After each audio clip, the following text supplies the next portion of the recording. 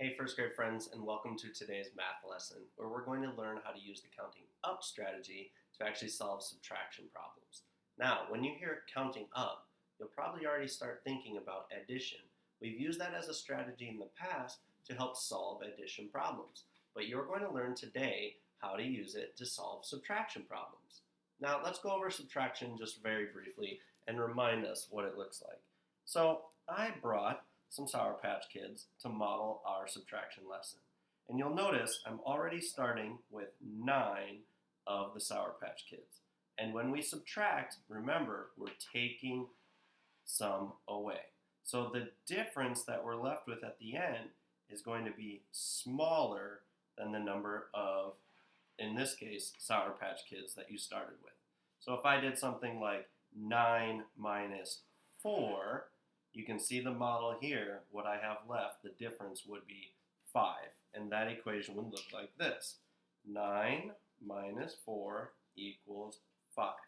And that was modeling and building it out. We're going to practice a few more and see what it looks like to use the counting up strategy instead of modeling. So again, let's pretend that we started with 9 Sour Patch Kids. And Raven was doing a really nice job with his work today. Earned 7 Sour Patch Kids. My challenge is to find how many I have left. Now, if I started with 9, we'll circle that one in green because we think that's where we're going to start, and I counted back 7, that strategy would sound something like this. I'd start at 9 and count back. 8, 7, 6, 5, 4. You can already see it's taking me quite a long time to get to the answer. We want to find something that's a little bit more efficient or quicker. So instead of starting with 9, I'm actually going to start with the second number, the number I'm taking away. I'm going to start here and count up to end here. That's going to help me to find the difference between 9 and 7.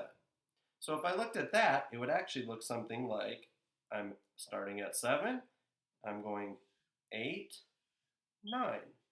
How many hops did I take to get to 9? 1, 2. 9 minus 7 equals 2. I started with the second number, I counted up to find the number that I started with, and that helped me to find the difference between those two numbers. Let's try one more. Say I started with 12 gummy bears this time. And Sonny really loves gummy bears. So he walked by and he took 5 gummy bears away. What is the difference between 12 and 5? I could start here and count back, which is a strategy you've done in the past, or I could start here and count up. Which one do you think would be more efficient or quicker? The new strategy, counting up, or the old strategy, counting back? Well, let's see. If we start with 12 and we count back to see how many are left, it would look something like this. 12, and then I'd count back. 11, 10, 9, 8, 7.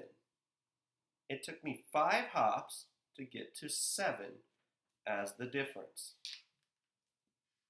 5 hops that time. What if I tried our new strategy of counting up? This time I would start with 5, and I'm going to count up to end at 12. So if I start at 5, it would look something like this. 6, 7, 8, 9, 10, 11, 12. Now, that took me 7 hops. I got the right answer, but it wasn't as efficient. So the challenge today is when you work through your math book, page 142, you're going to be given quite a few different problems. And you're going to work through the counting back strategy, which we've used in the past, and using the counting up strategy that you just learned today. Then you're going to have to decide which one was more efficient. Efficient means quicker, a quicker way to the answer while still getting it right. So that'll be your challenge today. I look forward to seeing your great work. Let us know if you have any questions.